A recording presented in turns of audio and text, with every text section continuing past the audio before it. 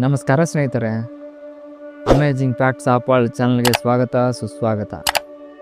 ಇಂದು ನಾವು ಆಫ್ರಿಕಾ ಖಂಡದ ಹೃದಯ ಭಾಗದಲ್ಲಿರುವ ಸಹರಾ ಮರುಭೂಮಿಯ ಅಂಚಿನಲ್ಲಿರುವ ಒಂದು ದೇಶದ ಬಗ್ಗೆ ತಿಳಿದುಕೊಳ್ಳುತ್ತಿದ್ದೇವೆ.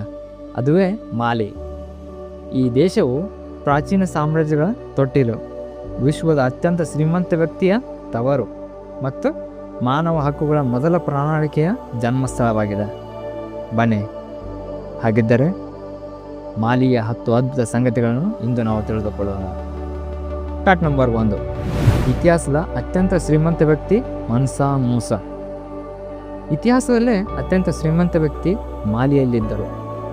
ಅವರೇ ಮನ್ಸಾ ಮೂಸಾ. 1312ರಿಂದ ಹಿಡಿದು 1337ರವರೆಗೆ ಮಾಲಿ ಸಾಮ್ರಾಜ್ಯವನ್ನು ಆಳಿದ ಇವರ ಆಸ್ತಿ ಇಂದಿನ ಲೆಕ್ಕದಲ್ಲಿ ಸುಮಾರು $400 ಬಿಲಿಯನ್ ಎಂದು ಅಂದಾಜಿಸಲಾಗಿದೆ. ಅಂದರೆ ಅಮೆಜಾನ್ನ ಸಂಸ್ಥಾಪಕರಾದ ಜೆಫ್ ಬೆಜೋಸ್ಗಿಂತಲೂ 2 ಪಟ್ಟು ಹೆಚ್ಚಾಗೇ ಇದೆ. ಇವರ ಸಂಪತ್ತಿನ ಮೂಲವೇ ಚಿನ್ನ ಮತ್ತು ಉಪ್ಪಾಗಿತ್ತು. ಅಂದು ಮಾಲಿ ಸಾಮ್ರಾಜ್ಯವು ವಿಶ್ವದ ಚಿನ್ನದ ಪೂರೈಕೆಯ ಅರ್ಧದಷ್ಟನ್ನು ಪೂರೈಕೆ ಮಾಡುತ್ತಿತ್ತು. 1324ರಲ್ಲಿ ಮನ್ಸಾ ಮೂಸಾ ಮೆಕ್ಕಾಗೆ ತೀರ್ಥಯಾತ್ರೆಯನ್ನು ಕೈಗೊಂಡಾಗ ಅವರ ಜೊತೆ 60,000 ಜನರ ತಂಡ, 12,000 ಗುಲಾಮರು ಮತ್ತು ತುಂಬಿದ ಚಿನ್ನದ ಒಂಟೆಗಳೊಂದಿಗೆ ಪ್ರಯಾಣಿಸಿದರು. ಅವರು ಎಷ್ಟು ಚಿನ್ನವನ್ನು ಹಂಚಿದ್ದರೆಂದರೆ ಈಜಿಪ್ಟ್ನಲ್ಲಿ ಚಿನ್ನದ ಬೆಲೆ 12 ವರ್ಷಗಳ ಕಾಲ ಕುಸಿತವನ್ನೇ ಕಂಡಿತ್ತು. Fact number 2. ಮೊದಲ ಮಾನವ ಹಕ್ಕುಗಳ ಪ್ರಣಾಳಿಕೆ. ಮಾಲಿ ವಿಶ್ವದ ಮೊದಲ ಮಾನವ ಹಕ್ಕುಗಳ ಪ್ರಣಾಳಿಕೆಯ ನೆಲೆಯಾಗಿದೆ. 1735ರಲ್ಲಿ ಸುಂಡಿಯಾಟಾ ಕೀಟಾ ಅವರು ಸುಸು ರಾಜ್ಯ ಸೋಮರು ಕಾಂಟಿಯನ್ನು ಸೋಲಿಸಿದ ನಂತರ ಕುರುಕನ್ ಪೊಗಾ ಎಂಬಲ್ಲಿ ವಿವಿಧ ಬುಡಕಟ್ಟುಗಳ ಮುಖಂಡರು ಸೇರಿ ಒಂದು ಪ್ರಣಾಳಿಕೆಯನ್ನು ರಚಿಸಿದರು. ಇದು ಮಾನವನ ಅಖಂಡತೆ, ಶಿಕ್ಷಣ, ವೈವಿಧ್ಯತೆಯಲ್ಲಿ ಸಾಮಾಜಿಕ ಶಾಂತಿ, ಆಹಾರ ಬದ್ಧತೆ, ಅಭಿವ್ಯಕ್ತಿ ಸ್ವಾತಂತ್ರ್ಯ ಮತ್ತು ಗುಲಾಮಗಿರಿ ನಿಷೇಧವನ್ನು ಪ್ರತಿಪಾದಿಸಿತು. 2009ರಲ್ಲಿ ಯುನೆಸ್ಕೋ ಈ ಪ್ರಣಾಳಿಕೆಯನ್ನು ವಿಶ್ವದ ಅಮೂರ್ತ ಸಾಂಸ್ಕೃತಿಕ ಪರಂಪರೆ ಎಂದು ಘೋಷಿಸಿತು. ಇದನ್ನು ವಿಶ್ವದ ಮೊದಲ ಮಾನವ ಹಕ್ಕುಗಳ ದಾಖಲೆ ಎಂದು ಪರಿಗಣಿಸಲಾಗುತ್ತದೆ. Fact number 3. ಮಣ್ಣಿನ ಇಟ್ಟಿಗೆಯ ವಿಶ್ವದ ಅತಿದೊಡ್ಡ ಕಟ್ಟಡ. ಮಾಲಿಯಲ್ಲಿ ವಿಶ್ವದ ಅತಿದೊಡ್ಡ ಮಣ್ಣಿನ ಇಟ್ಟಿಗೆ ಕಟ್ಟಡವಿದೆ. ಅದು ಡೆಂಜೆಯ ಮಹಾ ಮಸೀದಿ. ಇದು 20 ಮೀಟರ್ ಎತ್ತರಕ್ಕೆ 91 ಮೀಟರ್ ಉದ್ದದ ವೇದಿಕೆಯ ಮೇಲೆ ನಿಂತಿದೆ. ಇದು ಸುಡಾನೋ ಸಹೇಲಿಯನ್ ವಾಸ್ತುಶಿಲ್ಪದ ಅತ್ಯುತ್ತಮ ಉದಾಹರಣೆಯಾಗಿ ನಿಂತಿದೆ. ಇದರ ವಿಶೇಷತೆ ಎಂದರೆ ಪ್ರತಿ ವರ್ಷ ಈ ಕಟ್ಟಡವನ್ನು ಮತ್ತೆ ನಿರ್ಮಿಸಲಾಗುತ್ತದೆ. ಕ್ರೆಪ್ಸಿ ಸಾಜಾ ಎಂಬ ಒಂದು ದಿನದ ಹಬ್ಬದಲ್ಲಿ ಸಮುದಾಯದ ಜನರೆಲ್ಲರೂ ಸೇರಿ ಮಣ್ಣಿನ ಲೇಪನವನ್ನು ಇದಕ್ಕೆ ಹಚ್ಚುತ್ತಾರೆ. ಇದರೊಳಗೆ 3,000 ಜನ ಸಮಾಧಾನವಾಗಿ ಕುಳಿತುಕೊಳ್ಳಬಹುದಾಗಿದೆ. ಇದರಲ್ಲಿರುವ 90 ಸ್ತಂಭಗಳು ಚಾವಣಿ ಮತ್ತು ಗೋಡೆಗಳಿಗೆ ಆಧಾರವಾಗಿದ್ದು ಬೇಸಿಗೆ ಬಿಸಿಲಲ್ಲೂ ಸಹ ಕಟ್ಟಡವನ್ನು ಇವು ತಂಪಾಗಿರಿಸಿವೆ.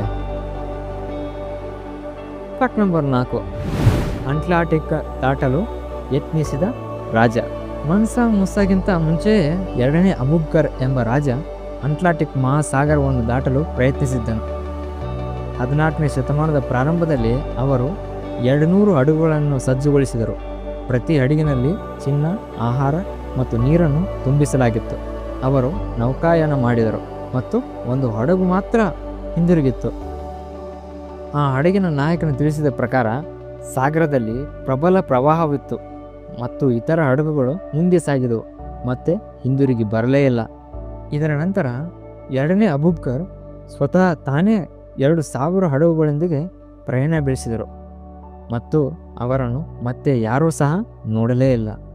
ಕೆಲವು ಇತಿಹಾಸಕಾರರು ಇದನ್ನು ಕೊಲಂಬಸ್ಗಿಂತ 200 ವರ್ಷಗಳ ಮುಂಚೆಯೇ ಅಮೆರಿಕವನ್ನು ತಲುಪುವ ಪ್ರಯತ್ನವಾಗಿತ್ತು ಎಂದು ನಂಬುತ್ತಾರೆ. Fact number 5. ಟಿಂಬಕ್ಟು, ಜ್ಞಾನದ ನಗರ ಮತ್ತು ಪ್ರಾಚೀನ ಹಸ್ತಪ್ರತಿಗಳು.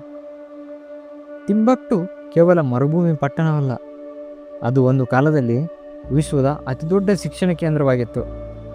14ನೇ ಶತಮಾನದಲ್ಲಿ ಸ್ಥಾಪಿತವಾದ ಸ್ಯಾಂಕೋರ್ ವಿಶ್ವವಿದ್ಯಾಲಯ ಅಂದು 25,000 ವಿದ್ಯಾರ್ಥಿಗಳಿಗೆ ಶಿಕ್ಷಣ ನೀಡುತ್ತಿತ್ತು. ಇಲ್ಲಿ ಖಗೋಳಶಾಸ್ತ್ರಜ್ಞ, ಗಣಿತ, ವೈದ್ಯಶಾಸ್ತ್ರ ಮತ್ತು ಕಾನೂನು ಮತ್ತು ತತ್ವಶಾಸ್ತ್ರಗಳನ್ನು ಬೋಧಿಸಲಾಗುತ್ತಿತ್ತು. ಟಿಂಬಕ್ಟುವಿನ ಹಸ್ತಪ್ರತಿಗಳು 13ನೇ ಶತಮಾನದಿಂದ 20ನೇ ಶತಮಾನದವರೆಗಿನ ಸುಮಾರು 7 ಲಕ್ಷ ಹಸ್ತಪ್ರತಿಗಳು ಸಂಗ್ರಹವಾಗಿವೆ. ಇವು ವಿಜ್ಞಾನ, ಖಗೋಳಶಾಸ್ತ್ರ, ಕವಿತೆ ಮತ್ತು ಇಸ್ಲಾಮಿಕ್ ಅಧ್ಯಯನಗಳ ಮೇಲಿನ ದಾಖಲೆಗಳಾಗಿ ಉಳಿದಿವೆ. ಇದನ್ನು ಆಫ್ರಿಕಾದ ಆಕ್ಸ್ಫರ್ಡ್ ಎಂದೇ ಕರೆಯಲಾಗುತ್ತದೆ. ಫ್ಯಾಕ್ಟ್ ನಂಬರ್ 6, ಪ್ರೈಮ್ ಮೆರಿಡಿಯನ್ ಮತ್ತು ಥರ್ಮಲ್ ಇಕ್ವೆಟರ್. ಮಾಲಿ ಪ್ರೈಮ್ ಮೆರಿಡಿಯನ್ ಮೇಲೆ ನೆಲೆಗೊಂಡಿದೆ. ಇದರರ್ಥ 0 ರೇಖಾಂಶದ ಮೇಲೆ ನೆಲೆಗೊಂಡಿದೆ. ನಾವು ಗಾವೋ ನಗರದಲ್ಲಿ ನಿಂತು ಏಕಕಾಲದಲ್ಲಿ ಪೂರ್ವ ಮತ್ತು ಪಶ್ಚಿಮ ಗೋಳಾರ್ಧದಲ್ಲಿ ನಿಲ್ಲಬಹುದಾಗಿದೆ. ಅಲ್ಲದೆ ಮಾಲಿ ಥರ್ಮಲ್ ಇಕ್ವಿಟರ್ ಮೇಲೂ ಸಹ ಇದೆ. ಇದು ಭೂಮಿಯ ಅತ್ಯಂತ ಬಿಸಿ ಸ್ಥಳಗಳಲ್ಲಿ ಪಟ್ಟಿಯಾಗಿದೆ.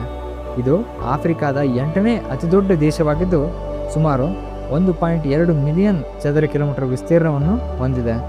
ಆದರೆ ವಿಶೇಷವೆಂದರೆ ಈ ವಿಶಾಲ ದೇಶ ಬಹುತೇಕ ಜನಸಂಖ್ಯೆಯು ನೈಜರ್ ನದಿಯ ಉದ್ದಕ್ಕೂ ವಾಸಿಸುತ್ತಾ ಬಂದಿದ್ದಾರೆ. ಫ್ಯಾಕ್ಟ್ ನಂಬರ್ 7, ಫೆಸ್ಟಿವಲ್ ಔ ಡೆಸರ್ಟ್, ಮರುಭೂಮಿಯ ಉತ್ಸವ. ಮಾಲಿಯಲ್ಲಿ ಫೆಸ್ಟಿವಲ್ ಔ ಡೆಸರ್ಟ್ ಅಥವಾ ಆಫ್ರಿಕನ್ ವುಡ್ಸ್ಟಾಕ್ ನಡೆಯುತ್ತಿತ್ತು. 2001ರಲ್ಲಿ ಆರಂಭವಾದ ಈ ಉತ್ಸವವು ತುರಾಗೆ ಸಂಗೀತವನ್ನು ಜಾಗತಿಕವಾಗಿ ಪರಿಚಯಿಸಿತು. ಪ್ರಪಂಚಾದ್ಯಂತ ಕಲಾವಿದರು ಸಹರಾ ಮರುಭೂಮಿಯಲ್ಲಿ ಸೇರುತ್ತಿದ್ದರು ಮತ್ತು ಇದು ಆಫ್ರಿಕಾದ ಅತಿದೊಡ್ಡ ಸಂಗೀತೋತ್ಸವವಾಗಿತ್ತು. ದುರದೃಷ್ಟವಶಾತ್ ಭದ್ರತಾ ಕಾರಣಗಳಿಂದಾಗಿ ಕೆಲವು ವರ್ಷಗಳ ಹಿಂದೆ ಈ ಉತ್ಸವ ನಡೆಯುತ್ತಲೇ ಇಲ್ಲ. ಆದರೆ ಇದು ಮಾಲಿಯ ಸಂಗೀತ ಪರಂಪರೆಯ ಬಗ್ಗೆ ಹೇಳಿಕೊಡುತ್ತದೆ. ಇಲ್ಲಿನ ಗ್ರಿಯಾಟ್ ಸಂಪ್ರದಾಯದಿಂದ ಸಲೀಪ್ ಕೀಟಾ, ಅರ್ಲಿ ಫಕಾರ್ ಟುರೆ, ಓಂ ಸಂಗರೆ ಅವರಂತಹ ಜಾಗತಿಕ ತಾರೆಯರು ಇಲ್ಲಿಂದ ಹೊರಹೊಮ್ಮಲ್ಪಟ್ಟಿದ್ದಾರೆ. ಫ್ಯಾಕ್ಟ್ ನಂಬರ್ 8, ಗ್ರಿಯಾಟ್ಸ್ ಸಾವಿರಾರು ವರ್ಷಗಳ ಇತಿಹಾಸವನ್ನು ಬಾಯಿಪಾಠದಿಂದ ಉಳಿಸಿಕೊಂಡು ಬಂದವರು. ಮಾಲಿಯಲ್ಲಿ ಗ್ರಿಯಾಟ್ ಅಥವಾ ಜೇಲಿ ಎಂಬ ಒಂದು ವಿಶೇಷ ವರ್ಗವಿದೆ. ಇವರ ಬಾಯಿಪಾಠದ ಇತಿಹಾಸಕಾರರು, ಕವಿಗಳು ಮತ್ತು ಇತಿಹಾಸಕಾರರು ಹಾಗೂ ಸಂಗೀತಗಾರರು. ಇವರು 1000 ವರ್ಷಗಳಷ್ಟು ಹಳೆಯ ಇತಿಹಾಸವನ್ನು ತಲೆಮಾರುಗಳ ಮೂಲಕ ಸ್ಮೃತಿಯಲ್ಲಿ ಉಳಿಸಿಕೊಂಡು ಬಂದಿದ್ದಾರೆ. ಗ್ರಿಯಾಟ್ಗಳು ಅರಮನೆಯ ಸಲಹೆಗಾರರಾಗಿ, ಸಮಾರಂಭಗಳ ಆಚರಣೆ ನಡೆಸುವವರಾಗಿ ಮತ್ತು ಸಾಮ್ರಾಜ್ಯದ ದಾಖಲೆಗಳನ್ನು ಸಂರಕ್ಷಿಸುವವರಾಗಿ ಕಾರ್ಯನಿರ್ವಹಿಸುತ್ತಿದ್ದರು. ಪ್ರಸಿದ್ಧ ಗ್ರಿಯಾಟ್ ಮಹಮ್ಮದ್ ಕವಾಟೆ ಹೇಳ್ತಾರೆ, ಮಾಲಿ ತನ್ನ ರಹಸ್ಯಗಳನ್ನು ಜಾಲರಿಯಾಗಿ ಕಾಯುತ್ತದೆ. ಅನಾರೋಗ್ಯಕ್ಕೆ ಒಳಗಾದವರಿಗೆ ಇದು ಎಂದಿಗೂ ಗೊತ್ತಾಗುವುದೇ ಇಲ್ಲ. ಸಲೀಪ್ ಕೀಟಾ ಅವರೇ ಮನ್ಸಾ ಸುಂಡಿಯಾಟ್ನ ವಂಶಸ್ಥರು. ಆದರೆ ಅವರು ಸಂಗೀತಗಾರರಾದಾಗ ಅದು ಕಡಿಮೆ ಜಾತಿಯ ಕೆಲಸವೆಂದು ಅವರ ಕುಟುಂಬ ಅವರನ್ನು ಅಸಮ್ಮತಿಸಿತು. ಫ್ಯಾಕ್ಟ್ ನಂಬರ್ 9, ವಿಶ್ವ ಪರಂಪರೆಯ ಅದ್ಭುತಗಳು, ಆಸ್ಕಿಯಾ ಪಿರಮಿಡ್ ಮತ್ತು ಡೋಗನ್ ಪ್ರಸ್ಥಭೂಮಿ. ಮಾಲಿ 4 ಯುನೆಸ್ಕೋ ವಿಶ್ವ ಪರಂಪರೆಯ ತಾಣಗಳನ್ನು ಹೊಂದಿದೆ. ಅವುಗಳಲ್ಲಿ ಆಸ್ಕಿಯಾ ಪಿರಮಿಡ್ 1495ರಲ್ಲಿ ನಿರ್ಮಿಸಲಾಗಿದೆ. 17 ಮೀಟರ್ ಎತ್ತರದ ಪಿರಮಿಡ್ ರಚನೆ ಸೊಂಗಾಯ್ ಸಾಮ್ರಾಜ್ಯದ ಚಕ್ರವರ್ತಿ ಆಸ್ಕಿಯಾ ಮೊಹಮ್ಮದ್ ಇದನ್ನು ನಿರ್ಮಿಸಿದರು. ಇನ್ನೊಂದು ಅದ್ಭುತ ಡೋಗನ್ ಪ್ರಸ್ಥಭೂಮಿ. ಬಂಡಿಯಾಗರ್ ಪ್ರಪಾತದ ಉದ್ದಕ್ಕೂ ಡೋಗನ್ನ ಜನರು ಬಂಡೆಗಳ ಮೇಲೆ ಮಣ್ಣಿನ ಗುಡಿಸಲುಗಳನ್ನು ನಿರ್ಮಿಸಿ ವಾಸಿಸುತ್ತಿದ್ದಾರೆ. ಇವರ ಸಂಸ್ಕೃತಿ, ನೃತ್ಯಗಳು ಮತ್ತು ಮುಖವಾಡಗಳು ವಿಶ್ವ ಪ್ರಸಿದ್ಧಿಯಾಗಿವೆ. ಡೋಗನ್ ಬುಡಕಟ್ಟಿನವರು 3 ಮೀಟರ್ ಎತ್ತರದ ಮುಖವಾಡಗಳನ್ನು ಧರಿಸಿ ನೃತ್ಯ ಮಾಡುತ್ತಾರೆ. ಇದು ವಿಶ್ವ ಪ್ರಸಿದ್ಧ ಪ್ರಗತಿ ಮತ್ತು ಫಲವತ್ತತೆಯನ್ನು ಪ್ರತಿನಿಧಿಸುತ್ತದೆ. ಫ್ಯಾಕ್ಟ್ ನಂಬರ್ 10, ಮಾಲಿಯ ಭಾಷಾ ವೈವಿಧ್ಯತೆ. ಮಾಲಿಯಲ್ಲಿ ಸುಮಾರು 70 ಸ್ಥಳೀಯ ಭಾಷೆಗಳಿಗೆ ನೆಲೆಯಾಗಿದೆ. ಬಂಬಾರ ಅತ್ಯಂತ ವ್ಯಾಪಕವಾಗಿ ಮಾತನಾಡುವ ಭಾಷೆಯಾಗಿದೆ. ಆದರೆ 2024ರಲ್ಲಿ ಮಾಲಿ ತನ್ನ ಅಧಿಕೃತ ಭಾಷೆಯ ಸ್ಥಾನದಿಂದ ಫ್ರೆಂಚನ್ನು ತೆಗೆದುಹಾಕಿತು. ಇದು ಐತಿಹಾಸಿಕ ನಿರ್ಧಾರವೇ ಸರಿ. ಇಲ್ಲಿ ಬಂಬಾರ, ಬೋಬೋ, ಡೋಗನ್, ಮಿನಿಯಾಂಕ ಸೇರಿದಂತೆ 13 ರಾಷ್ಟ್ರೀಯ ಭಾಷೆಗಳನ್ನು ಅಧಿಕೃತಗೊಳಿಸಲಾಗಿದೆ. ಆದರೂ ಫ್ರೆಂಚ್ ಆಡಳಿತ ಮತ್ತು ಶಿಕ್ಷಣದಲ್ಲಿ ವ್ಯಾಪಕವಾಗಿ ಬಳಸಲ್ಪಡುತ್ತದೆ. ಇಂದು ಮಾಲಿ ವಿಶ್ವದಲ್ಲಿ ಫ್ರೆಂಚ್ ಮಾತನಾಡುವ ದೇಶಗಳ ಪಟ್ಟಿಯಲ್ಲಿ ಸೇರಿಲ್ಲ. ಇದು ಆಫ್ರಿಕಾದ ಸ್ವಾತಂತ್ರ್ಯದ ಹೊಸ ಅಧ್ಯಾಯವಾಗಿದೆ. ನೋಡಿದ್ರಲ್ಲ ಸ್ನೇಹಿತರೆ, ಮಾಲಿ ಕೇವಲ ಒಂದು ದೇಶವಲ್ಲ, ಅದು ಸಾಮ್ರಾಜ್ಯಗಳ ತೊಟ್ಟಿಲು, ಜ್ಞಾನದ ಭಂಡಾರ ಮತ್ತು ಮಾನವ ಸಂಸ್ಕೃತಿಯ ಜೀವಂತ ಸಾಕ್ಷಿ. ಸಹಾರಾ ಮರುಭೂಮಿಯ ಈ ಭಾಗದಲ್ಲಿ ಅಡಗಿರುವ ಇನ್ನೂ ಎಷ್ಟೋ ರಹಸ್ಯಗಳಿವೆ. ಇವುಗಳ ಬಗ್ಗೆ ಮುಂದೆ ನಾವು ತಿಳಿದುಕೊಳ್ಳೋಣ. ಈ ವಿಡಿಯೋ ನಿಮಗೆ ಇಷ್ಟವಾದರೆ ಲೈಕ್ ಮಾಡಿ, ಶೇರ್ ಮಾಡಿ, ಸಬ್ಸ್ಕ್ರೈಬ್ ಮಾಡಿ. ಮತ್ತು ಮುಂದಿನ ವಿಡಿಯೋದಲ್ಲಿ ಹೊಸ ದೇಶದ 10 ಅದ್ಭುತಗಳನ್ನು ನಾವು ತಿಳಿದುಕೊಳ್ಳೋಣ. ನಮಸ್ಕಾರ.